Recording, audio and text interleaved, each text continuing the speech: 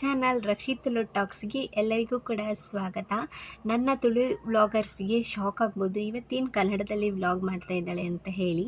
So ಅದಕ್ಕೆ ಒಂದು reason ಇದೆ. ಎಂತ ಅಂತ ಹೇಳಿದ್ರೆ, ತುಂಬ ಜನ ನನ್ನ ಕನ್ನಡ ವ್ಲಾಗರ್ಸ್ ಇದ್ದಾರೆ. ಅವ್ರಿಗೂ ಕೂಡ ನಾನು ಈ ವ್ಲಾಗನ್ನು ಡೆಡಿಕೇಟ್ ಮಾಡಬೇಕು ಅಂತ ಅಂದ್ಕೊಂಡಿದ್ದೇನೆ. ಸೊ ತುಂಬ ದಿನದಿಂದ ಕೇಳ್ತಾ ಇದ್ರು ಕನ್ನಡ ವ್ಲಾಗರ್ಸ್, ತುಳುವಲ್ಲಿ ವ್ಲಾಗ್ ಮಾಡಬೇಡಿ, ನಮಗೆ ಅರ್ಥ ಆಗೋದಿಲ್ಲ, ಸೊ ಕನ್ನಡದಲ್ಲಿ ವ್ಲಾಗ್ ಮಾಡಿ ಅಂತ ಹೇಳ್ತಾ ಇದ್ರು. ಸೊ ಎಂತ ಅಂದರೆ, ಇವಾಗ ತುಳುವಲ್ಲಿ ನಾನು ಸ್ಟಾರ್ಟ್ ಮಾಡಿದ್ದು, ಹಾಗಾಗಿ ನಾನು ತುಳು ಭಾಷೆನ ಯಾವತ್ತೂ ಮರೀಲಿಕ್ಕೆ ಆಗೋದಿಲ್ಲ, ಹಾಗಂತ ಕನ್ನಡನೂ ಮರೆಯೋದಿಲ್ಲ. ಸೊ ಎರಡೂ ಬೇಕಲ್ಲ, ಹಾಗಾಗಿ ನಾನು ಈ ಕನ್ನಡದಲ್ಲಿ ವ್ಲಾಗ್ ಮಾಡಿದರೆ ಇದರಲ್ಲಿ ಎಷ್ಟು ರೆಸ್ಪಾನ್ಸ್ ಬರುತ್ತೆ ಅಂತ ನನಗೆ ಚೆಕ್ ಮಾಡಬೇಕು. ಸೊ ಹಾಗಾಗಿ ಇದನ್ನ ವ್ಲಾಗ್ನ ಮಾಡ್ತಾಯಿದ್ದೀನಿ. ಇದನ್ನು ಕನ್ನಡ ವ್ಲಾಗರ್ಸ್ಗೋಸ್ಕರ ಈ ಒಂದು ವ್ಲಾಗನ್ನು ನಾನು ಡೆಡಿಕೇಟ್ ಮಾಡ್ತಾಯಿದ್ದೀನಿ. ಸೊ ಯಾರು ನನ್ನ ಹೊಸ ಸಬ್ಸ್ಕ್ರೈಬರ್ಸ್ ಇದ್ದೀರಾ, ಅದೇ ರೀತಿ ಯಾರು ಇದನ್ನು ಹೊಸ ವಿಡಿಯೋನ ಇವತ್ತು ನೋಡ್ತಾ ಇದ್ದೀರಾ, ಸೊ ಸಬ್ಸ್ಕ್ರೈಬ್ ಮಾಡ್ಕೊಳ್ಳಿ. ಅದೇ ರೀತಿ ಲೈಕ್ ಮಾಡಿ, ಕಮೆಂಟ್ ಮಾಡಿ, ಶೇರ್ ಮಾಡಿ ನಿಮ್ಮ ಫ್ರೆಂಡ್ಸಿಗೆಲ್ಲ ಅಂತ ಹೇಳ್ತಾ, ಇವತ್ತಿನ ಕಂಟೆಂಟ್ ಪ್ರಕಾರ ಏನಂತ ಹೇಳಿದ್ರೆ, ನಾನು ಜಾಸ್ತಿ ಕಾಯಿಸೋದಿಲ್ಲ, ಜಾಸ್ತಿ ಇಳಿಲಿಕ್ಕೆ ಕೂಡ ಹೋಗೋದಿಲ್ಲ ಈ ವಿಷಯಗಳನ್ನು.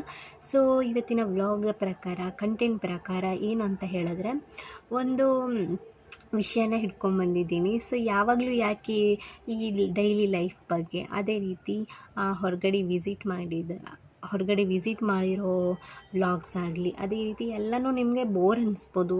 ಆದರೆ ಒಂದೇ ಥರ ವ್ಲಾಗ್ನ ಮಾಡಿದ್ರೆ ನಿಮಗೂ ಬೋರ್ ಅನಿಸುತ್ತೆ. ಹಾಗಾಗಿ ಇವತ್ತೊಂದು ಡಿಫ್ರೆಂಟ್ ಆಗಿರೋ ವ್ಲಾಗ್ನ ಹಿಡ್ಕೊಂಡು ಬಂದಿದ್ದೀನಿ.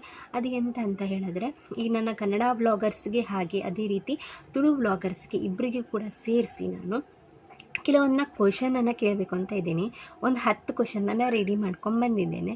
ಸೊ ಅದು ಮಾಮೂಲಿಯಾಗಿ ನಿಮಗೆ ಗೊತ್ತಿರ್ಬೋದು, ಅದೇ ರೀತಿ ಗೊತ್ತಿಲ್ಲದೇ ಇರ್ಬೋದು, ಹೇಳೋಕ್ಕಾಗೋದಿಲ್ಲ. ನನ್ನ ಪ್ರಕಾರ ಒಂದು ಸ್ವಲ್ಪ ಟ್ರಿಕ್ಕಿಯಾಗಿದೆ ಕ್ವಶನ್ಸ್ಗಳೆಲ್ಲ ಅಂತ ಅನ್ನಿಸ್ತಿದೆ. ಆದರೆ ನಿಮ್ಮ ಪ್ರಕಾರ ಏನು ಅನಿಸುತ್ತೋ, ನಿಮಗೆ ಆನ್ಸರ್ ಆಲ್ರೆಡಿ ಗೊತ್ತಿರ್ಬೋದು, ಹೇಳೋಕ್ಕಾಗೋದಿಲ್ಲ. ಆದರೆ ಯಾರಿಗೆ ಆನ್ಸರ್ ಗೊತ್ತಿದೆ ಪಟ್ಪಡ ಅಂತ ಆನ್ಸರ್ ಮಾಡಿ ನನಗೆ ಕಮೆಂಟ್ ಬಾಕ್ಸಲ್ಲಿ, ನೀವೇ ವಿನ್ನರ್ ಆಗಿ ಅಷ್ಟೇ. ಅದೇ ರೀತಿ ಇವತ್ತಿನ ಕಂಟೆಂಟ್ ಪ್ರಕಾರ ಬರೋದಾದರೆ, ಇವತ್ತು ಒಂದು 10 ಕ್ವಶನನ್ನು ರೆಡಿ ಮಾಡ್ಕೊಂಡು ಬಂದಿದ್ದೇನೆ.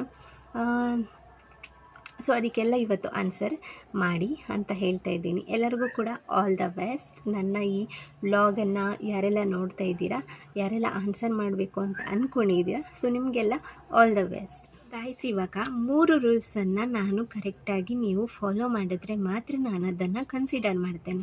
ಅದೆಂಥ ರೂಲ್ಸ್ ಅಂತ ನೋಡೋಣ. ಫಸ್ಟ್ ರೂಲ್ಸ್ ಏನು ಅಂತ ಹೇಳಿದ್ರೆ, ಇವಾಗ ಒಂದು 10 ಕ್ವಶನ್ಸ್ನ ರೆಡಿ ಮಾಡ್ಕೊಂಬಂದಿದ್ದೇನಲ್ಲ, ಅದರಲ್ಲಿ ನೀವು ಕರೆಕ್ಟಾಗಿ 5 ಕ್ವಶನಿಗೆ ಆನ್ಸರ್ ಮಾಡಿರಬೇಕು. ಒಬ್ಬ ವ್ಯಕ್ತಿ 10 ಕ್ವಶನಲ್ಲಿ 5 ಪ್ರಶ್ನೆಗೆ ಆನ್ಸರ್ ಮಾಡಿರಬೇಕು. ಹಾಗಿದ್ರೆ ಮಾತ್ರ ಅದನ್ನು ನಾನು ಕನ್ಸಿಡರ್ ಮಾಡ್ತೇನೆ. ಹಾಗೆ ಎರಡನೇ ರೂಲ್ಸ್ ಅಂತ ಹೇಳಿದ್ರೆ, ನನ್ನರಲ್ಲಿ ಕಮೆಂಟ್ ಮಾಡೋದಾದರೆ, ನೀವು ಇವಾಗ ಆಲ್ರೆಡಿ ನಿಮಗೆಲ್ಲ ಆನ್ಸರ್ ಗೊತ್ತಿದೆ, 5 ಕ್ವಶನ್ಗೆ ಆನ್ಸರ್ ಗೊತ್ತಿದೆ, ಕಮೆಂಟ್ ಮಾಡಬೇಕು. ಹಾಗಾಗಿ ನೀವು ಪ್ರಶ್ನೆಯನ್ನು ಬರೆದು, ಪ್ರಶ್ನೆ ಫುಲ್ ಬರಿಬೇಕಂತ ಏನಿಲ್ಲ ನನಗೆ ರೂಲ್ಸು. ಒಂದು ಜಸ್ಟ್ ನನಗೆ ಆ ಕ್ವಶನ್ ಏನು ಅಂತ ಗೊತ್ತಾದರೆ ಸಾಕು, ಅದಕ್ಕೆ ಮೇನಾಗಿ ಡ್ಯಾಶ್ ಬರೆದು ಒಂದು ಆನ್ಸರ್ ಬರೆದ್ರೆ ಸಾಕು. ಸೊ ನನಗೆ ಯಾವ ಥರ ಆನ್ಸರ್ ಬೇಕು ಅಂತ ಹೇಳಿದ್ರೆ, 1 2 3 4 5 ಈ ಥರ ರೋಲ್ ನಂಬರ್ ಬರೆದು ಅದಾದಮೇಲೆ ನನಗೆ ಆನ್ಸರ್ ಬೇಕು. ಸೊ 2 ಕ್ವಶನ್ ಫಸ್ಟ್ ಆನ್ಸರ್ ಮಾಡಿ, ಆಮೇಲೆ 2 ಕ್ವಶನ್ ಆಮೇಲೆ ಆನ್ಸರ್ ಮಾಡೋದು, ಆಮೇಲೆ ಒಂದೇ ಕ್ವಶನ್ಗೆ ಆನ್ಸರ್ ಮಾಡೋದು, ಅದೆಲ್ಲ ಥರ ಮಾಡಿದ್ರೆ ನಾನು ಅದನ್ನು ಕನ್ಸಿಡರ್ ಮಾಡೋದಿಲ್ಲ. ಫಸ್ಟೇ ಹೇಳಿದ್ದೇನೆ ನಾನು, ನನಗೆ ಕರೆಕ್ಟಾಗಿ 5 ಆನ್ಸರ್ಗೆ ಆನ್ಸರ್ ಮಾಡಿರಬೇಕು. ಮತ್ತು ಒಬ್ಬ ವ್ಯಕ್ತಿ ಒಂದೇ ಸರಿ ಕಮೆಂಟ್ ಮಾಡೋಕ್ಕೆ ಪದೇ ಅವಕಾಶ ಇಲ್ಲ. ಸೊ ಹಾಗಾಗಿ ಯೋಚನೆ ಮಾಡಿ, ಕರೆಕ್ಟಾಗಿ ಥಿಂಕ್ ಮಾಡಿ ಒಂದೇ ಸರಿ ಬರೆದು ಕಮೆಂಟಲ್ಲಿ ಹಾಕಬೇಡಿ. ಹಾಗಾಗಿ ಪದೇ ಅದನ್ನು ಗಜಿಬಿಜಿ ಮಾಡೋಕ್ಕೆ ಹೋಗಬೇಡಿ, ಮತ್ತು ನನಗೂ ಕೂಡ ಕನ್ಫ್ಯೂಸ್ ಆಗುತ್ತೆ. ಸೊ ಮೂರನೇ ರೂಲ್ಸ್ ಎಂತ ಅಂತ ಹೇಳಿದ್ರೆ, ಯಾವುದೇ ರೀತಿಯ ಕಾಪಿ ಮಾಡಬಾರ್ದು. ಫೇಸ್ಬುಕ್ ಆಗಲಿ, ಗೂಗಲ್ ಆಗಲಿ, ಅದೇ ರೀತಿ ಯೂಟ್ಯೂಬ್ ಆಗಲಿ, ಯಾವುದೇ ರೀತಿಯ ನೀವು ಕಾಪಿ ಮಾಡಿ ನನಗೆ ಆನ್ಸರ್ ಬೇಕಾಗಿಲ್ಲ.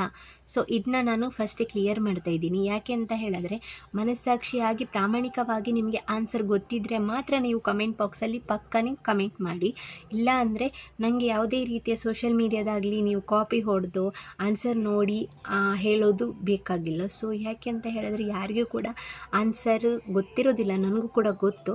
ಆದರೆ ಸ್ವಲ್ಪ ಯೋಚನೆ ಮಾಡಿದರೂ ಅಲ್ಲಲ್ಲೇ ಆನ್ಸರ್ ಇರುತ್ತೆ. ಅಷ್ಟೇ, ಅಂಥ ಸಿಲ್ಲಿ ಕ್ವಶನ್ ಟ್ರಿಕಿ ಕ್ವಶನ್ ಕೇಳಿರೋದು ನಾನು, ಅಂಥ ಟಫ್ ಕ್ವಶನ್ ಏನು ಕೇಳಿಲ್ಲ. ಸೊ ಹಾಗಾಗಿ ನಿಮಗೆ ನೀವು ಕಾಪಿ ಇಷ್ಟು ಹೇಳಿದ್ರು ನೀವು ಕಾಪಿ ಮಾಡಿ ಕೆಲವೊಬ್ಬರು ನನಗೆ ಆನ್ಸರ್ ಹೇಳ್ತೀರಾ ಅಂತಲೂ ಗೊತ್ತು. ಸೊ ಹಾಗಾಗಿ ನಿಮ್ಮ ಮನಸ್ಸಾಕ್ಷಿಗೆ ಒಪ್ಪೋದಾದರೆ ಹಾಗೆ ಮಾಡಿ, ಬೇಕಾದ್ರೆ ನಾನು ವಿನ್ನರ್ಸ್ ಅಂತ ನಿಮ್ಮನ್ನು ಒಪ್ಕೋತೇನೆ.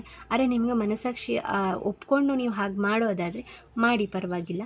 ಬಟ್ ನಾನು ರೂಲ್ಸ್ನ ನಾನು ಹೇಳಬೇಕು. ಸೊ ಹಾಗಾಗಿ 3 ರೂಲ್ಸ್ನ ನಿಮಗೆ ಕರೆಕ್ಟಾಗಿ ಹೇಳಿದೆ, ಅರ್ಥ ಆಯಿತು ಅಂತ ಅಂದ್ಕೊಂಡಿದ್ದೇನೆ.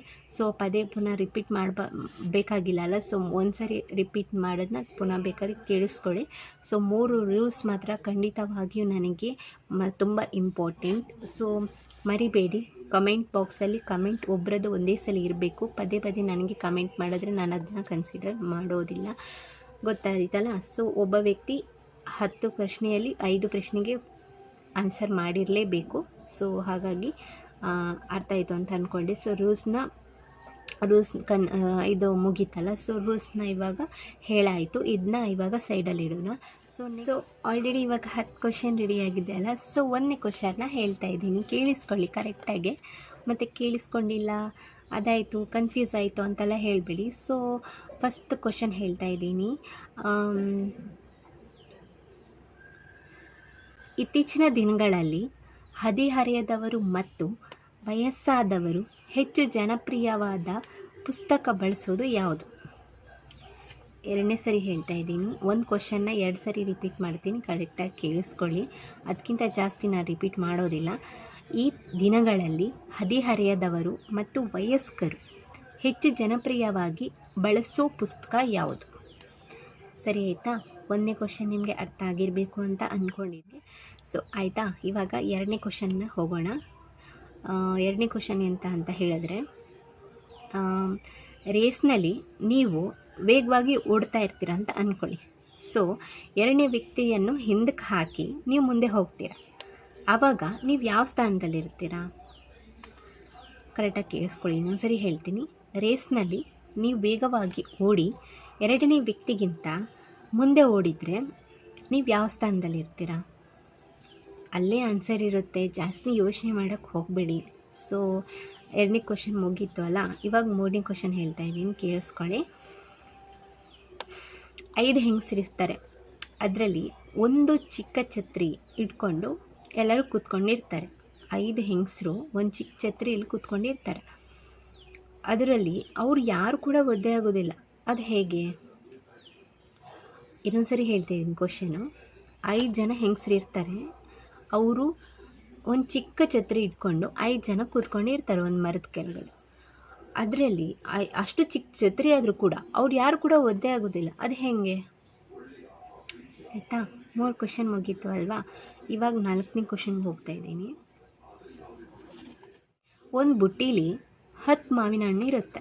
ಒಂದು ಬುಟ್ಟೀಲಿ 10 ಮಾವಿನ ಹಣ್ಣು ಇರುತ್ತೆ. ಅದರಲ್ಲಿ ನೀವು 3 ತೆಗೆದುಕೊಳ್ತೀರ. 3 ತೆಗೆದುಕೊಂಡ್ರೆ ನಿಮ್ಮ ಬಳಿ ಎಷ್ಟು ಉಳಿಯುತ್ತೆ ಮಾವಿನ ಹಣ್ಣು? ಇನ್ನೊಂದ್ಸರಿ ಹೇಳ್ತಾ ಇದ್ದೀನಿ. ನೀವು ಒಂದು ಬುಟ್ಟಿಯಲ್ಲಿ ಇವಾಗ 10 ಮಾವಿನ ಹಣ್ಣು ಇರುತ್ತೆ. ಅದರಲ್ಲಿ ನೀವು 3 ತೆಗೆದುಕೊಳ್ತೀರ. 3 ತೆಗೆದುಕೊಂಡ್ರೆ ನಿಮ್ಮ ಬಳಿ ಎಷ್ಟು ಉಳಿಯುತ್ತೆ? ಆಯಿತಾ? 4ನೇ ಕ್ವಶನ್ ಮುಗೀತಲ್ಲ. 5ನೇ ಕ್ವಶನ್.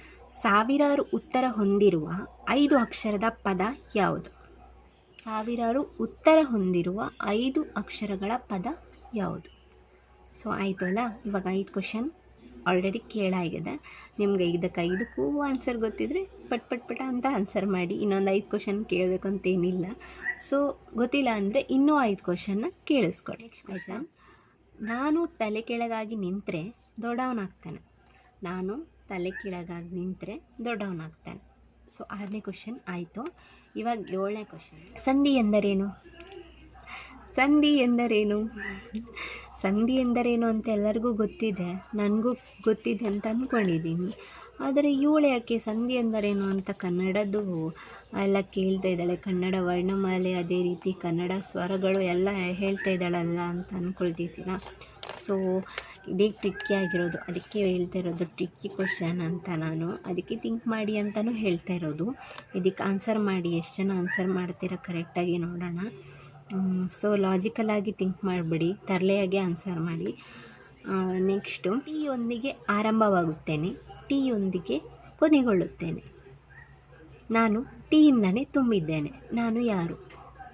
ನೆಕ್ಸ್ಟ್ ಕ್ವಶನ್ ಹೇಳ್ತಾ ಇದ್ದೀನಿ. ನಾನು ಟೀಯಿಂದನೇ ಪ್ರಾರಂಭವಾಗುತ್ತೇನೆ, ಟೀಯೊಂದಿಗೆ ಕೊನೆಗೊಳ್ಳುತ್ತೇನೆ. ನಾನು ಟೀಯಿಂದನೇ ತುಂಬಿದ್ದೇನೆ. ಸೊ ಅರ್ಥ ಆಯಿತು ಅಂತ ಅಂದ್ಕೊಂಡಿದ್ದೇನೆ. ಸೊ ಅಲ್ಲಲ್ಲೇ ಆನ್ಸರ್ ಇರುತ್ತೆ, ಕರೆಕ್ಟಾಗಿ ಯೋಚನೆ ಮಾಡಿ. ನೆಕ್ಸ್ಟು, ಜೀವಂತವಾಗಿಲ್ಲ ಆದರೂ ನನ್ನ ಬಳಿ 5 ಬೆರಳುಗಳಿವೆ. ನಾನು ಜೀವಂತವಾಗಿಲ್ಲ ಆದರೂ ನನ್ನ ಬಳಿ 5 ಬೆರಳುಗಳಿವೆ. ನಾನು ಯಾರು? ಸೊ ಆನ್ಸರ್ ಮಾಡಿ. ನೆಕ್ಸ್ಟು,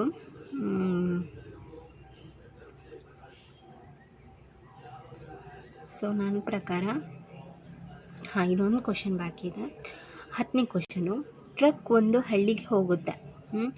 ಅದು 4 ಕಾರನ್ನು ಭೇಟಿಯಾಗುತ್ತೆ.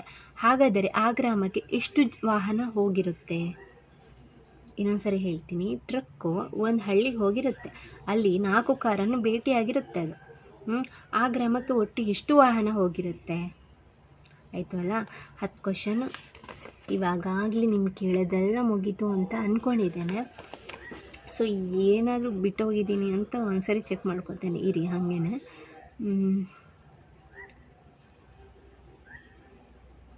ಸೊ ಯಾವುದೂ ಇಲ್ಲ, ಎಲ್ಲನೂ ಹೇಳಾಗಿದೆ ನಾನು. ಸೊ ನೋಡಿದ್ರಲ್ಲ ಫ್ರೆಂಡ್ಸ್, 10 ಕ್ವಶನ್ನ ಕೇಳಿದೆ. 10 ಕ್ವಶನ್ ಎಲ್ಲನೂ ಕೂಡ ಈಸಿಯಾಗಿತ್ತು ಅಂತ ಅಂದ್ಕೊಂಡಿದ್ದೀನಿ. ಯಾಕೆಂದರೆ ನನಗೆ ಆನ್ಸರ್ ಆಲ್ರೆಡಿ ಗೊತ್ತಿದೆ, ಅದಕ್ಕೆ ನನಗೆ ಈಸಿ ಅಂತ ಅನ್ನಿಸ್ತಿದೆ. ಆದರೆ ನಿಮಗೆ ಯಾವ ಥರ ಅನಿಸುತ್ತೋ ನನಗೆ ಗೊತ್ತಿಲ್ಲ. ಆದರೆ ಕೆಲವೊಬ್ಬರು ಆಗಲೇ ಸ್ಟಾರ್ಟ್ ಮಾಡಿರ್ತಾರೆ ಗೂಗಲಲ್ಲೇ ಸರ್ಚ್ ಹೊಡೆಯೋಕ್ಕೆ, ಇನ್ನು ಯೂಟ್ಯೂಬ್ ಸರ್ಚ್ ಹೊಡೆಯೋಕ್ಕೆಲ್ಲ ಕಾಯ್ತಾ ಇರ್ತಾರೆ. ಸೊ ಆ ಥರ ಎಲ್ಲ ಮಾಡೋಕ್ಕೆ ಹೋಗಬೇಡಿ ಪ್ಲೀಸ್. ನನ್ನ ಕಡೆಯಿಂದ ನಿಮಗೆ ಒಂದು ರಿಕ್ವೆಸ್ಟು, ನಿಮ್ಗೆ ಎಷ್ಟು ಜನಕ್ಕೆ ಆನ್ಸರ್ ಗೊತ್ತಿದೆ ಫ್ರ್ಯಾಂಕಾಗಿ ಆನ್ಸರ್ ಮಾಡಿಬಿಡಿ. ಟ್ರೂಲಿಯಾಗಿ ಎಂತಕ್ಕೆ ಎಲ್ಲ ಸರ್ಚ್ ಮಾಡಿ ಎಲ್ಲ ಇದು ಮಾಡ್ಕೋತೀರಾ? ನಿಮ್ಗೆ ಎಷ್ಟು ನಾಲೆಜ್ ಇದೆ ಅಂತ ನೀವೇ ತಿಳ್ಕೊಳ್ಳಿ. ಎಂತಕ್ಕೆ ಎಲ್ಲ ಕಾಪಿ ಹೊಡೆದು ಆನ್ಸರ್ ಮಾಡ್ತೀರಾ? ಸೊ ನೋಡೋಣವಾ, ಇವಾಗ ಎಷ್ಟು ಜನ ಕರೆಕ್ಟಾಗಿ ಆನ್ಸರ್ ಮಾಡ್ತಾರೆ ನನ್ನ ಕಮೆಂಟ್ ಬಾಕ್ಸಲ್ಲಿ ನಾನು ಹೇಳಿದ ರೂಲ್ಸ್ನ ಪ್ರಕಾರ ಎಷ್ಟು ಜನ ಫಾಲೋ ಮಾಡಿಕೊಂಡು ಆನ್ಸರ್ ಮಾಡ್ತಾರೆ ಅಂತ ನೋಡೋಣ. ಸೊ ನೆಕ್ಸ್ಟು ಬ್ಲಾಗಲ್ಲಿ ನಾನು ಆನ್ಸರ್ ವ್ಲಾಗ್ನ ಹಾಕ್ತೀನಿ. ಆದರೆ ಆನ್ಸರ್ ಬ್ಲಾಗ್ನ ಹಾಕೋವರೆಗೂ ಎಷ್ಟು ಜನ ನನಗೆ ಕಮೆಂಟ್ ಮಾಡ್ತಾರೋ ಅವ್ರನ್ನೆಲ್ಲ ನಾನು ಕನ್ಸಿಡರ್ ಮಾಡ್ತೇನೆ. ಸೊ ಎಷ್ಟು ಜನ ಆನ್ಸರ್ ಮಾಡ್ಬೋದು, ಅದೇ ರೀತಿ ಎಲ್ಲರೂ ಕೂಡ ಆನ್ಸರ್ ಮಾಡ್ಬೋದು. ಎಷ್ಟು ಜನನ ವಿನ್ನರ್ ಅಂತ ತಗೋತೀರಾ, ಹಾಗೆ ಹೀಗೆ ಅಂತ ಅನ್ಕೋಬೋದು ನೀವು. ಸೊ ನನಗೆ ನನ್ನ ಪ್ರಕಾರ ಆಲ್ಮೋಸ್ಟ್ ತುಂಬ ಜನ ಮೆಸೇಜ್ ಮಾಡಿದ್ರೆ ಅಂದ್ಕೊಳ್ಳಿ, ಇವಾಗ ತುಂಬ ಜನ ವಿನ್ನರ್ಸು ಆದ್ರಿ ಅಂತ ಅಂದ್ಕೊಳ್ಳಿ. ಆದರೆ ಆದಷ್ಟು ಬೇಗ ಯಾರು ಆನ್ಸರ್ ಮಾಡ್ತಿರೋ ಅದರಲ್ಲೂ 5 ಜನನ ನಾನು ಸೆಲೆಕ್ಟ್ ಮಾಡ್ಕೋತಾನೆ. ಸೆಲೆಕ್ಟ್ ಮಾಡಿ ನಾನು ಹೇಳಿದ ರೂಲ್ಸ್ನ ಯಾರು ಕರೆಕ್ಟಾಗಿ ಫಾಲೋ ಮಾಡಿದ್ದಾರೆ, ಅದೇ ರೀತಿ ಯಾರು ಕರೆಕ್ಟಾಗಿ ಆನ್ಸರ್ ಮಾಡಿದ್ದಾರೆ, ಕ್ವಶನ್ ಪ್ರಕಾರ ಆನ್ಸರ್ ಮಾಡಿದ್ದಾರಾ, ಕ್ವಶನ್ ಬರೆದ್ಬಿಟ್ಟು ಆನ್ಸರ್ ಮಾಡಿದ್ದಾರಾ, ಅದೆಲ್ಲ ಕನ್ಸಿಡರ್ ಮಾಡಿಬಿಟ್ಟು ನಾನು ಆನ್ಸರ್ನ ಅಂದರೆ ವಿನ್ನರ್ನ ಅನೌನ್ಸ್ ಮಾಡ್ತೇನೆ ಅಂತ ಹೇಳ್ತಾ ಇದ್ದೀನಿ. ಸೊ ವಿನ್ನರ್ಗೆ ಏನೂ ಇಲ್ವಾ, ಏನು ಜಸ್ಟ್ ಆಡಿಸ್ತೀರಾ ಅಷ್ಟೇ ಅಂತ ಅಂದ್ಕೋಬೇಡಿ. ಸೊ ಅದನ್ನೆಲ್ಲ ನಾನು ನೆಕ್ಸ್ಟ್ ಬ್ಲಾಗಲ್ಲಿ ನಿಮಗೆ ಹೇಳ್ತೇನೆ, ಸರಿನಾ? ಸೊ ಸದ್ಯಕ್ಕೆ ಇವಾಗ ವಿನ್ನರ್ ಯಾರಂತ ನೆಕ್ಸ್ಟ್ ಬ್ಲಾಗಲ್ಲಿ ನಾನು ಅನೌನ್ಸ್ ಮಾಡ್ತೇನೆ. ಅನೌನ್ಸ್ ಮಾಡೋಕ್ಕೆ ನೀವು ಆನ್ಸರ್ ಮಾಡಬೇಕಲ್ಲ. ಸೊ ಬೇಗ ಆನ್ಸರ್ ಮಾಡಿ.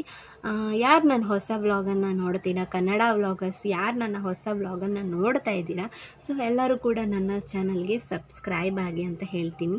ಸೊ ನನ್ನ ವ್ಲಾಗ್ ನಿಮಗೆ ನನ್ನ ಕನ್ನಡ, ಈ ಉಡುಪಿ ಕನ್ನಡ ಅದೇ ರೀತಿ ಮಂಗಳೂರು ಕನ್ನಡ ನಿಮಗೆ ಇಷ್ಟ ಆಗುತ್ತಾ ನಾನು ಮಾತಾಡೋದು ಅಂತ ನನಗೆ ಅದನ್ನು ಕೂಡ ಕಮೆಂಟ್ ಬಾಕ್ಸಲ್ಲಿ ಕಮೆಂಟ್ ಮಾಡಿ. ಸೊ 10 ಕ್ವಶನ್ ರೆಡಿ ಆಗಿದೆ ಅಲ್ಲ, ನಂದು ರೆಡಿ ಆಗಿತ್ತು, ನಿಮ್ಮದು ಆನ್ಸರ್ ಕೂಡ ರೆಡಿ ಆಗಲಿ ಬೇಗ ಅಂತ ಹೇಳ್ತೀನಿ.